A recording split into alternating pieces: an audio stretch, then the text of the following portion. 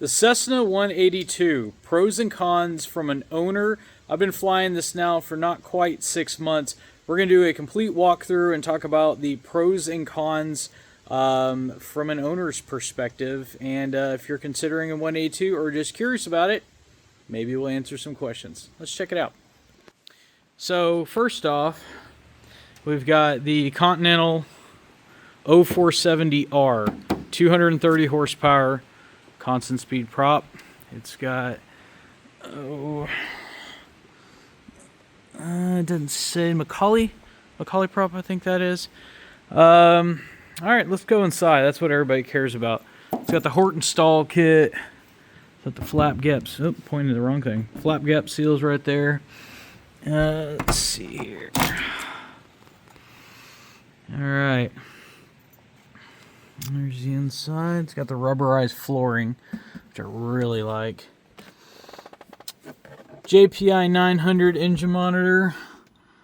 Garmin 275s top and bottom. Then this is also a standby.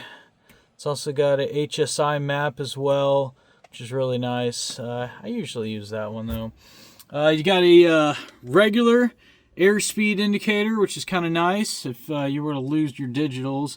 Then you got a regular analog. This right here, it's actually a VOR, which I have a VOR NavCom. So it's a NavCom. It's a backup radio and a VOR, which is pretty cool because this is also my radio and also a VOR as well. So I have two VORs basically and two radios, which is really cool. This is the Garmin GTN 750. Super high tech, super cool. Right above it's going to be the Bluetooth audio head thingy. It's a GMA 345, I think. I might be wrong with that. This right here is my favorite. This is a S-Tech 3300. This is an autopilot. This thing is amazing. You plug in where you want to go up here. Let's say you want to go to 5500. Let's say 5500. And then you hit the autopilot. You get your flight director button come on. I always go into heading mode first. And then you hit your VS for vertical speed. And you'll automatically go up at 500 feet per minute. All the way up to 5500. And since you're on heading mode, you can turn it left and right using that knob right there. And then, of course, you hit the direct to button twice. And then you hit the nav mode here, and it'll take you straight there without you having to touch anything. You got your regular transponder down there.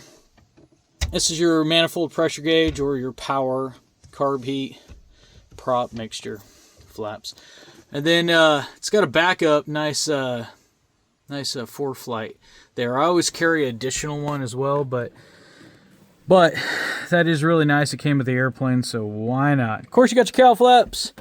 You know, those are to keep the engine cool during climb. You got your, let's see here, on both right, left, and off, which is kind of nice. There's not a lot of fuel management issues necessarily. These were recovered before I bought the airplane.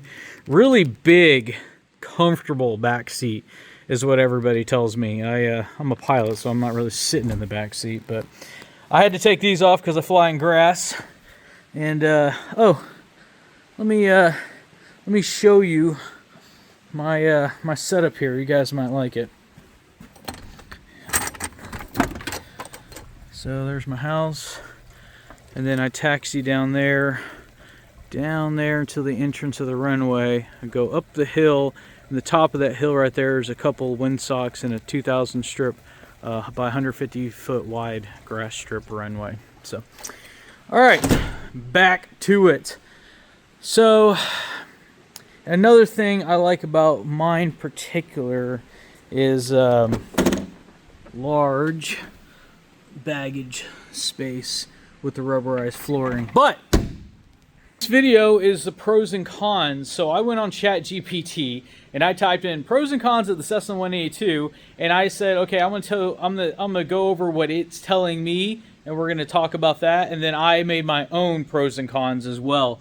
So my Hobbs meter doesn't just run out of control. I'm gonna turn everything off. I don't think the Hobbs meter does run. I just don't want to rack a bunch of hours if it does. So, all right, turned everything off. Those will go off in a second. That'll go off when I'm done with the video. All right, so here we are with the pros and cons. Let me sit down. Make sure this is good. All right. So, I have to talk loud because I don't have my microphone thing. But the pros, can I stand and do this? Can I be seen?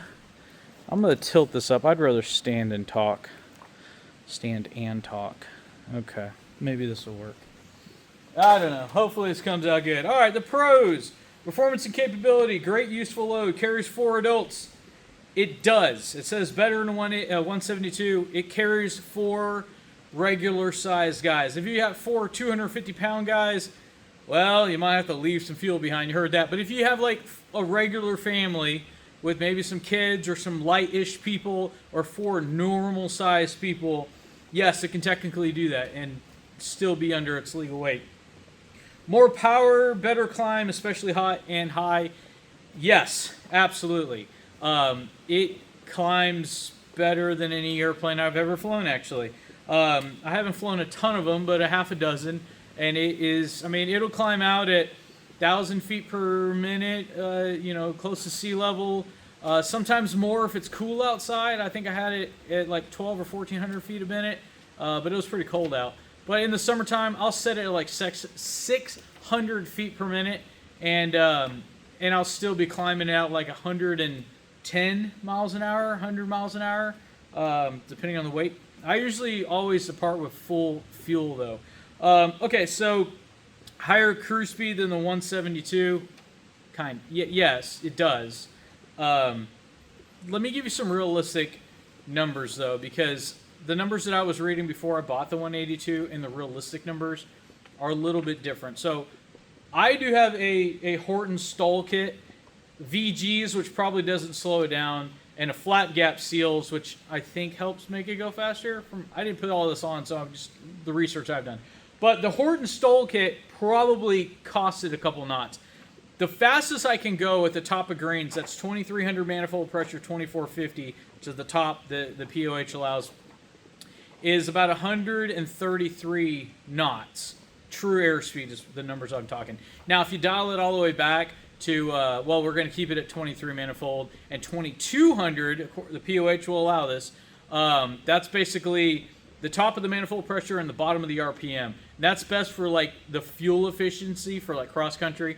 It'll do 127 knots. And depending on the altitude, if you get over 10,000, it'll burn under 10 gallons an hour. If you're somewhere in between, like 8,500 feet, it'll burn like 11 gallons an hour, 11 and a half, something like that. And then if you're down low, 12 and a half or so. Excellent short field performance. I live on a 2,000 foot grass strip. I'm off usually about the halfway mark is when I'm in ground effect. So, yeah, it can get off the ground. It does get off the ground very, very quickly. Matter of fact, it has so much power that as soon as I go full throttle, the nose will actually, as soon as I let off the brakes, because I do a short field, soft field combination takeoff, as soon as I'm off the brakes, the wheel, I'm already in a wheelie. The front wheel is already off the ground. Like, it's good. As far as the landing capability, I don't know what it's like without the stall kit, but I come in at 70 miles per hour. This is a 1971 Cessna 182N, by the way. N is November. So it's got the stall kit on. I come in at 70, and the stall speed on it is, I know with the power on, it's under 40 miles per hour. I could be under 40 and still be hanging it. It's low enough where 70 gets me in safely, and I don't hear the stall horn ever.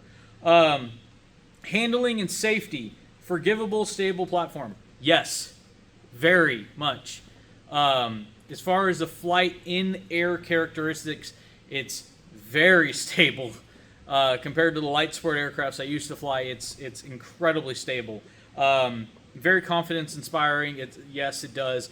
When you do stall it, it's kind of like a mush. Depending on like how many people are in the back, if you have more people in the front, you'll feel a little drop in the front. If you have people in the back though, like counterbalancing you, it won't really stall. It'll just kind of hang there. So yeah, it's not going to scare you. The handling, stalling characteristics, the maneuverability is very docile. It really is. High wing, great visibility. I might have to. Yes, kind of. Let me explain. So I came out of a 2023 Vashon Ranger. That thing, you could see everything out front. Had huge windows on the side. That thing had good visibility. This one, you have two options. You can either see out the front window, or you can lower the seat and see out the side window and not see out the front window. But you really can't have both, because it's kind of hard for me to show you, but where you sit, where you can see over the dash, the window edge is now here. So when you look to the left, you're looking at the side of the airplane, not outside. And you can like scoot down and you can kind of see out the side, but now you can't see out the front, right? It's kind of a pick your battle. You can see out the side, but then you can't see out the front. You can't see both because they're at two different levels, okay? So great visibility. Because it's a high wing, yes, you can see down, but I wouldn't say it's great visibility. I would say okay visibility. Let's just be honest here. Good IFR platform. I'm not an IFR pilot. However, I flew IFR from New York to Dallas with a ferry pilot in this airplane. He did great. I mean, everybody kind of knows that. Fixed gear, simple systems, lower insurance. Yes, yes, and yes. Now that we're talking about insurance, I, at the time, last year, had less than 500 hours, and my insurance coverage on this, with about a $200,000 hull, was $1,700 a year. Okay?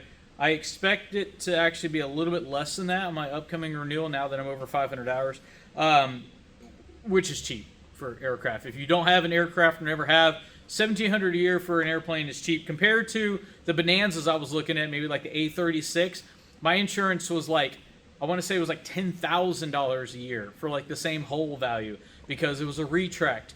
And what was the other reason?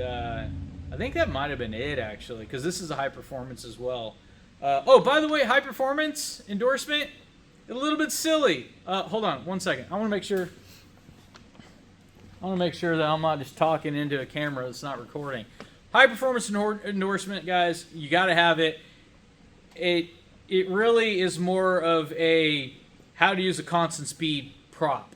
It's a constant speed propeller endorsement, basically. They show you how to use that. But as far as the takeoff, it wasn't really any different than the Ranger or any light sport aircraft. You full throttle, you're on the right pedal, as much as you need to be to hold center line. You rotate at 60. Like, it is literally that simple. Now, the propeller, to the adjusting the prop and the pitch and the manifold pressure, yes, that does take some time, but the high horsepower endorsement kind of people think, oh my gosh, it's going to do something crazy because it has a lot of horsepower. No, it doesn't.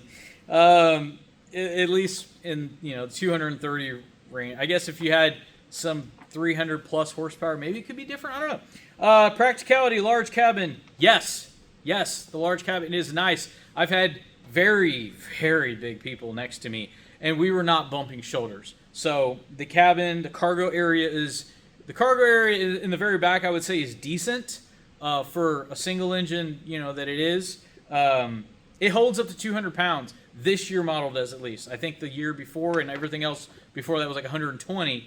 But 200 pounds, like volume-wise, it's hard to physically fit 200 pounds worth of stuff in that volume space. I mean, I guess you could do it, rice and stuff like whatever you want to put. But it's tough. I mean, 200 pounds is a lot in that space. Wide CG envelope. If you get on ForeFlight, which I have, and you play with the CG, it's hard to get out of envelope in this airplane. You can basically, I hate to say if it fits, it ships, but kind of. Like, within reason, you can pretty much say, hey, we got full fuel, we got 3 people in, got a little bit of baggage, let's go. I mean, you're probably going to be in CG. Obviously, you're going to check, but parts availability, it's perfect. I mean, you can get anything and everything. I can go on aircraftspruce.com, which I like that website, and I could pretty much get whatever I want. Like, I don't know. Maybe not like engine stuff because I haven't done that, but maybe. I don't know. Everybody knows I work on my mechanic. I didn't have to tell him anything. He knew everything about it. Works well for family trips. Yeah, it works really well for family trips. Business travel, light utility. It's perfect. It really is. Cons. All right, we're going to go over cons. We're going to finish up the cons on their end, and then I have my own stuff we're going to go over because I wanted to make my own list as well. Cons. More expensive to buy and operate than a 172. Yes and no. It's not necessarily more expensive than a similar equipped 172. Okay, I want to compare apples to apples here, okay? Because I did a lot of research before I bought this.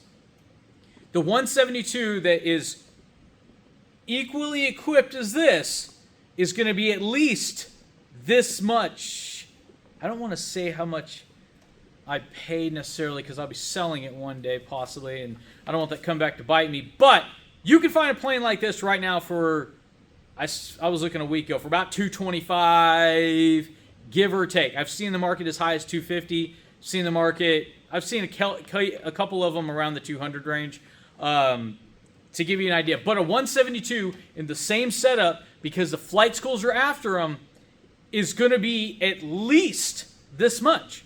Okay? Because they're going to run their commercial people through it, all that stuff. Okay? So the 182, as far as an acquisition price goes, isn't necessarily cheaper than the 182. I want to make sure people understand that. As far as the acquisition, the 182 might not necessarily be more expensive. A little hard to wrap your heads around, but it's only because the flight schools make the 172s as much as they are. Higher fuel burn. It is. It burns gas like it's got a leak. It burns a lot of gas. I mean, it says 12 to 14 gallons an hour here. Yeah, I've seen almost 20 gallons an hour on takeoff. Or I should say on climb, I should say. Yeah, I think I saw 19.9 the other day. I had to do a double take. I was like, holy cow. But you're only doing that for, like, I don't know, 5 minutes. So, I mean, like, you don't actually burn 20 gallons, right? But, yeah, you get a lot higher fuel burn maybe than a 172. But if you're running a 172 at the top of the greens and the 182 at the top of the greens, like, I think, correct me if I'm wrong, I think the 172s, the POH I was looking at, was burning like 9 gallons an hour. And then this one, it was in like the 12 or 13 gallon an hour range. Like, you're looking at 3 or 4 gallon an hour difference. I mean, not a huge difference, right? Insurance can be pricey for low-time pilots. Yeah. I mean, if you come in with under 100 hours, your first insurance yearly is probably going to be $3,500, maybe, give or take. I want to pause on something real fast. The biggest difference, by far, that from the light sport aircraft to this, besides the wing loading, it's not doing this constantly in the wind, is the constant speed prop is awesome in anything, but in the 182. And I'll tell you, if you haven't flown behind a constant speed prop, let me give you the best example from somebody that just got one, okay? Picture you're flying, I live in Texas, picture you're flying, and it's a hot, sunny day, and you're just kind of bouncing around, the thermals are kind of bringing you up and down, and you have to keep jacking with the throttle. It'll kind of surge up, and the RPMs will drop low, and you kind of throttle in a little bit so you're not losing too much airspeed. And then on autopilot, and then it brings you up, so it starts to bring you down, and now you start speeding up. Now the RPMs are getting real high, now you got to bring it back, right, as it's nosing it down, and then it'll kind of catch itself again. And the winds, or I should say the thermals are kind of doing this with you, right? But the problem is when the thermals are doing this, your airplane slows down, you bring the throttle back, and then it speeds up. Did I say that wrong? It slows down, you push the throttle in, it speeds up, you pull the throttle back, right? But you keep doing this with the throttle, you keep jacking with it. With the constant speed prop, you set it at 2450 RPM, it literally does not fluctuate. It stays there. No matter what pitch angle, whatever the RPM, it stays there. And that is a huge difference when it comes to flying the constant speed versus just a fixed pitch where you're constantly adjusting the RPM manually. Huge difference. Maintenance. More complex systems than a 172. Yeah. Yeah, it's got a constant speed prop. It's got 2 more cylinders. Your oil changes are, it holds 12 quarts of oil. Okay? Those are your big differences. Older airframes may hide corrosion or AD issues. No more than a 172. So I wouldn't call that necessarily a flaw. Engine overhauls aren't cheap. No. You got an extra 2 cylinders. I just checked an engine yesterday. I don't need an engine, by the way, but I like to look. They're like $60,000. I think for like a factory new one. So, and you got a core, I think, if I recall, the core was worth like $15K. So you'll be out of pocket $45 for the engine in a box. Okay? They're not cheap. And if you have a 150 or 172, you have less cylinders. With less cylinders, you got less cost. You pay to play kind of thing. All right. Training skill. Overkill for primary training unless you need the payload. Yeah, I think the 182 is going to be overkill for primary training, for sure.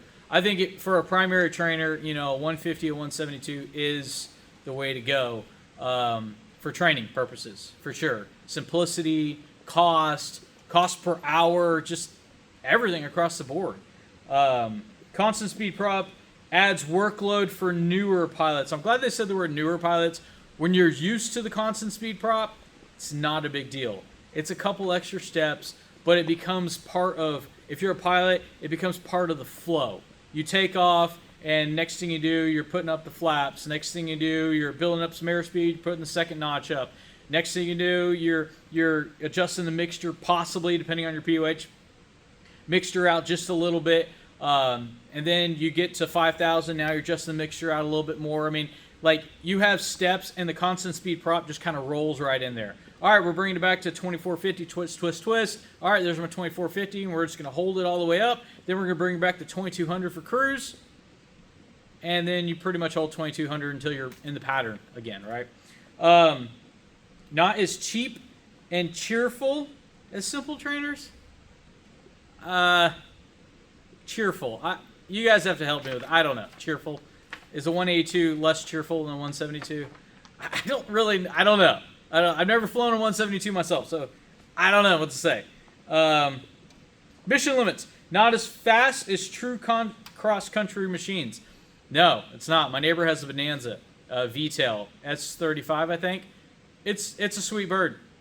I think it cruises. It's got 300 horsepower. It cruises at like 168 knots or something like that. Like, it's fast.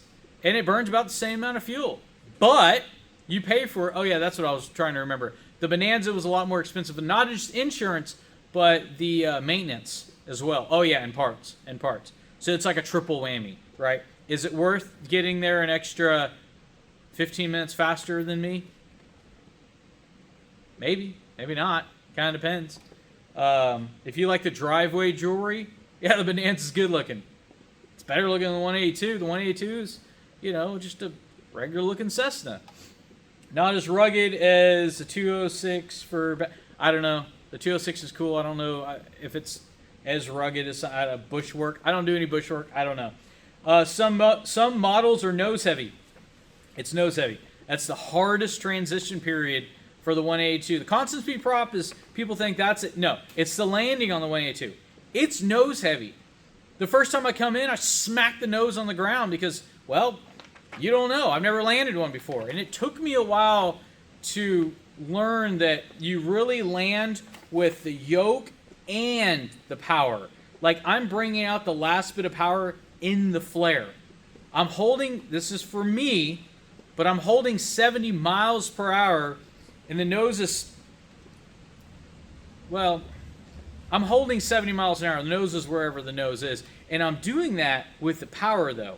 And I'm holding it, and as I'm in the flare, because I'm constantly sinking about 500 feet a minute, okay? And as I'm in the flare, I'm pulling out that last little bit of power to land. If you just pull the power, you really have to nose it in to maintain it, and then you really have to flare and be really precise, because with full flaps, you're going to lose airspeed really quick, and you're going to either float too high and then smack it down, or you're not going to pull back hard enough and smack it in. But either way, you're going to smack it in, smack it, or land it well. And if you carry a little bit of extra power, you at least avoid smacking it in. That's my experience, at least, right? I don't know if that made a lot of sense. But if I carry just a touch of power, that's the best way to describe it, into the landing flare and I pull it out. I'm talking like that, okay? Just a touch.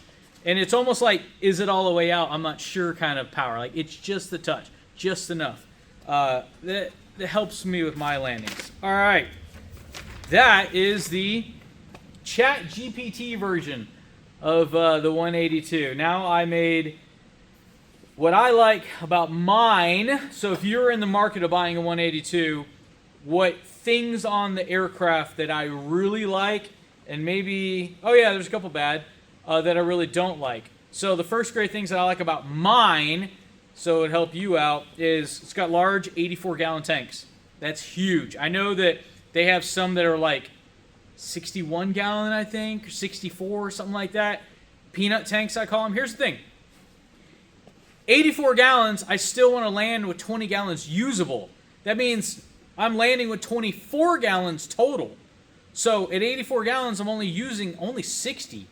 So if you got a 61-gallon tank, you're really now only going to use like 40, right? Because you got your unusable, plus you want to land with your VFR reserves, plus some. I like to always go above the legalities.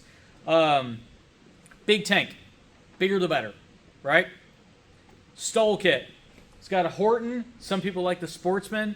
Anything past 1972, I think the wings already kind of have one. This is a 1971. It was added. So it works really good. Of course, I live on a short strip. I use it every time I land. Flap gap seals. That's the piece of metal right in between the flap and the wing. I didn't put it on. I heard it maybe adds a little bit of speed on the higher end, on top end. Whatever. I haven't flown without them, so I can't really say they're great or not. But I'm going to say I like them because if it does add a little bit of speed, hey, that's cool, right? A couple extra knots. Extended baggage. This model added the extended baggage. Before that, it didn't have that bump out that mine does. So the baggage area is, as soon as you open the door, it's just flat up to the seats. And it's about that wide, and that's it. It doesn't have that extra space. I personally love it. I mean, who doesn't like extra space, even if you don't use it all? Air vents. I need to take you with me and show you what I got on Sporties.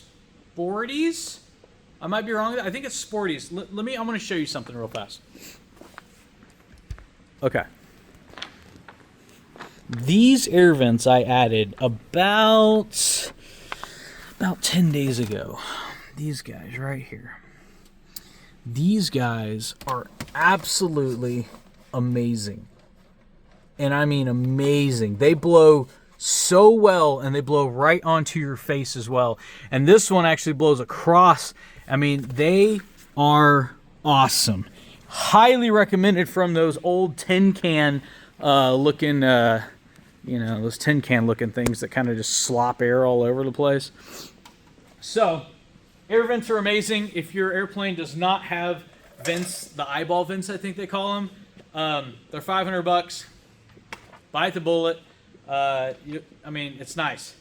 Autopilot. It's got an S-Tech 3300. I won't fly. Not that I won't. I don't want to fly a plane without autopilot. I primarily use my airplane for charity work, and I'm the kind of guy that that other pilots make fun of. I get up to about 1,000 feet. I flip on my autopilot. I ride that autopilot basically until I'm in the pattern at the landing airport. I'm on autopilot the whole time. I like managing the systems, watching for traffic, and enjoying the ride, right? That's my kind of flying.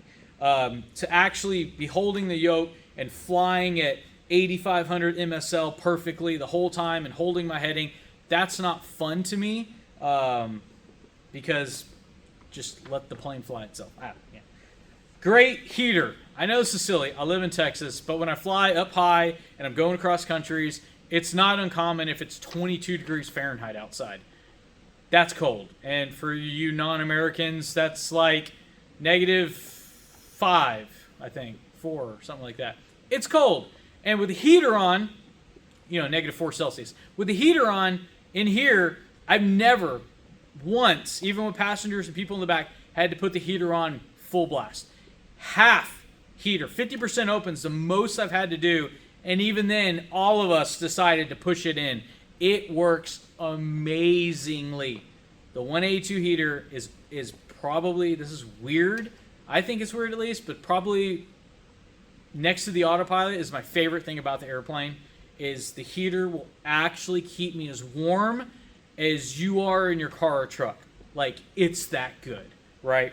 The GTN 750, it's that Garmin in the middle. It's touchscreen. It's a do everything. It's got everything. It has way more functions than I even know how to use, but it's awesome. It really is.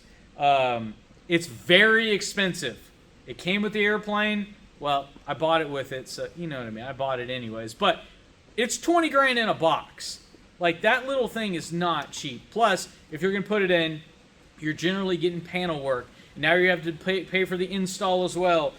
And then you have to match it to probably other stuff like the Garmin 275. Like, I added it up, and the panel in this airplane, I want to say, ran him in the neighborhood of about $60,000 with the panel and the parts. And it's not cheap. It's just, aviation's really expensive. The autopilot alone, I had to get a good autopilot because I priced an autopilot. I found an airplane that had everything I wanted. Everything except for an autopilot. And the autopilot was $25,000 installed with the servos and everything because it's certified. We'll get to that in a minute. Insurance is cheap, $1,700 a year for me. And I expect it to go down. And a lot of people are paying less for the same airplane. The oil changes are easy. This top piece right here, not the bottom piece, but the top piece, you take the top piece off, you can get to the oil filter right on the top. It's got the spin-on oil filter. It's really easy to do. I appreciate that because I do my own oil changes because I do fly a lot.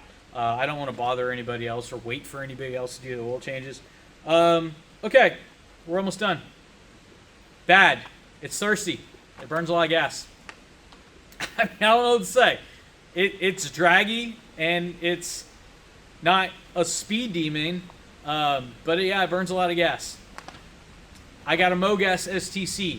I can burn auto fuel at Buc-ee's for $2.99. Not everybody can do that. But it's thirsty. Certified equals expensive. It is no joke when I say certified airplanes cost a fortune in parts to fix. Flaps, an aileron. Let me think here. I replaced the top flap, just the metal, and the top of the metal of the ailerons and the one of the aileron and the elevator was $12,500. Not for the whole thing, just the top skin, like the bendy skin. Yeah, that was it. Now it had to be riveted and painted.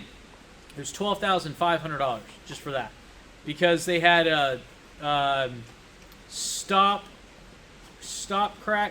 drills in the crack. Anyways, there's a couple little cracks in the top of the flap that the pre-buy guys didn't catch that I paid $7,000 for, by the way. And what happens is they'll crack a little bit on the very top, and they'll do a drill stop. That's what it's called, drill stop. They'll do a drill stop, and if you have more than a handful, it needs to be replaced. Well, guess what? I didn't know. It was on the top of the airplane.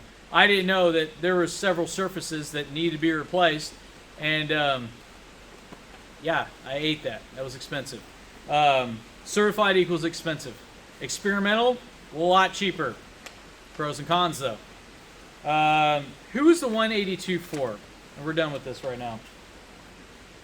The 182 is for somebody who likes an aircraft that can do almost 1,000-mile range, is not overly flashy, that likes utility over basically everything. They want an aircraft that you can put a family in, it be safe, it can land short, take off short, it can fly slow, the maintenance is reasonable, and the insurance is cheap. And I say reasonable versus like a retract. Retracts, I mean, let's be honest. If it needs a part, it could be $20,000. I've heard some horror stories.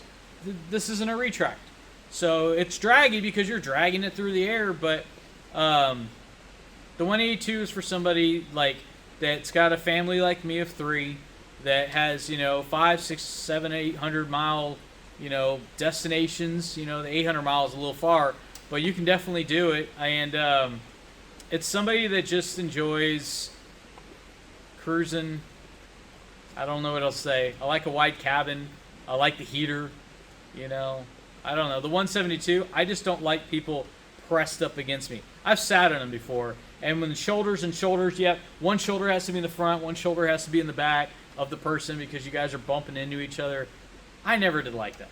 I would prefer to get a wider cabin.